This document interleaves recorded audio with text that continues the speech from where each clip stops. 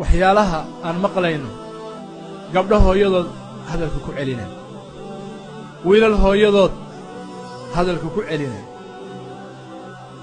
dad hooyadood nooshahay oo aan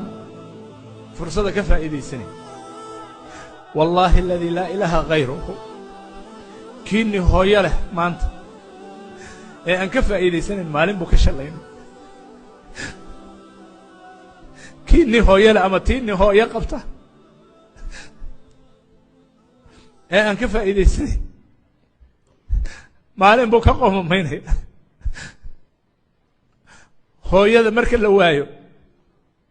agoonnimo lagama weynaado haddaad 40 jirtay iyo haddaad 50 jirtay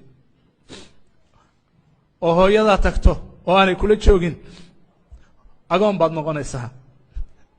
nacam xaq uma leh in indhaha lagu eego kulul xaq uma leh in hadal lagu celiyo xaq uma leh in lala murmo in loo turo loo duceeyo ayay xaq u leedahay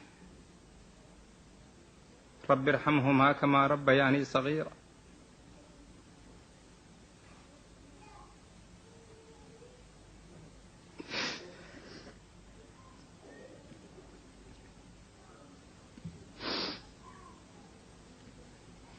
imisaa kugu dambaysay imisaa hooyada aadan xiriirinin imisaa ayaadan maqlin ma ka warqabtaa hooyada ma ka warqabtaa hooyada goorma ayaa kugu dambaysay war ilaahay ka baqa أظن هذا بر الوالدة